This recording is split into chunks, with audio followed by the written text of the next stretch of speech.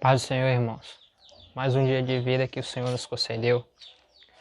Hoje nós vamos falar sobre a fé e graça. Romanos capítulo 5, versículo 21. Para que assim como o pecado reinou na morte, também a graça reinasse pela justiça para a vida eterna. Por Cristo Jesus. Por Jesus Cristo, nosso Senhor. A salvação é um dom da graça de Deus, mas somente podemos recebê-la em resposta à fé, do lado humano. Para entender corretamente o processo de salvação, precisamos entender essas duas palavras, fé e graça. Fé salvifica. A fé em Cristo Jesus é a única condição prévia que Deus requer do homem para a salvação. A fé não é somente uma confissão a respeito de Cristo, mas também uma ação dinâmica que brota do coração do crente que quer seguir a Cristo como Senhor e Salvador. O conceito de fé no Novo Testamento abrange 4 elementos principais. A fé salvifica, crer e confiar firmemente no Cristo crucificado e ressurreto, como nosso Senhor e Salvador pessoal. Importa em crer de todo o coração, ou seja, entregar a nossa vontade e a totalidade de nosso ser a Jesus Cristo, tal como ele é revelado no Novo Testamento. Fé inclui arrependimento e desviar-se do pecado com verdadeira tristeza e voltar-se para Deus através de Cristo. Fé salvifica é sempre fé mais arrependimento. A fé inclui obediência a Jesus Cristo e a sua palavra, como maneira de viver inspirada por nossa fé, por nossa gratidão a Deus e pela obra regeneradora do Espírito Santo em nós. É a obediência que provém da fé, como diz Romanos capítulo 1, versículo 5. Logo, fé e obediência são inseparáveis. A fé salvifica, sem uma busca dedicada da santificação, é ilegítima e impossível. A fé inclui sinceridade, dedicação pessoal e fidelidade a Jesus Cristo, que se expressam na confiança, amor, gratidão e lealdade para com Ele. A fé, no seu sentido mais elevado, não se diferencia muito do amor. É uma atividade pessoal de sacrifício e de abnegação para com Cristo. A fé em Jesus como nosso Senhor e Salvador é tanto um ato de um único momento, como uma atitude contínua para a vida inteira, que precisamos crescer e se fortalecer. Porque temos fé em uma pessoa real e única que morreu por nós.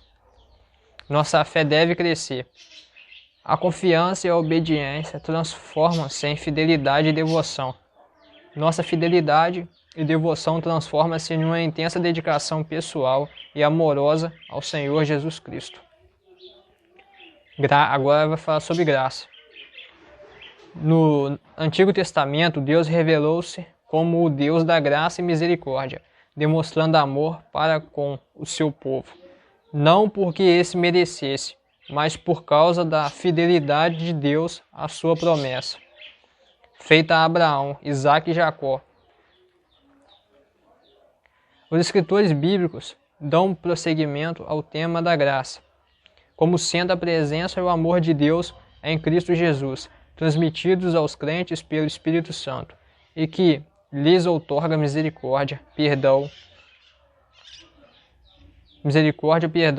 querer e poder para fazer a vontade de Deus. Toda atividade da vida cristã, desde o seu início até o fim, depende dessa graça divina. Deus concede uma medida da sua graça como dádiva aos incrédulos, a fim de poderem crer no Senhor Jesus Cristo, como diz o livro de Efésios, capítulo 2, versículo 8 até o versículo 9. Deus concede graça ao crente para que seja liberto do pecado, para que nele tanto o querer como o efetuar, segundo a sua boa vontade.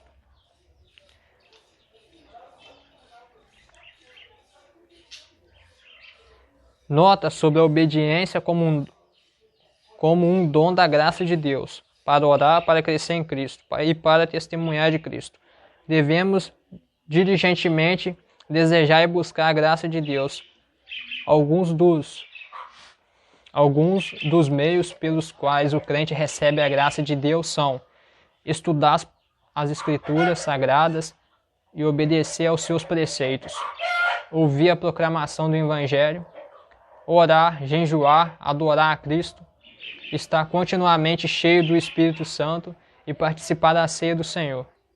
A graça de Deus pode ser resistida, como diz o livro de Hebreus, capítulo 12, versículo 15.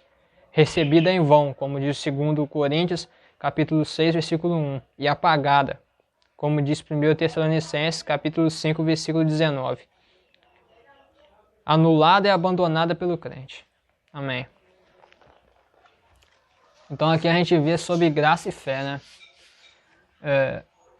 É muito importante a gente ouvir a voz de Deus, né? Principalmente as pessoas que têm algum chamado para pregar, né? Falar aquilo que Deus quer falar e não aquilo que as pessoas querem ouvir, que são duas coisas bem diferentes. Às vezes Deus quer exortar um povo, às vezes Deus quer arrependimento, às vezes Deus quer milagre, testemunho. Isso depende muito do contexto geral da situação, né?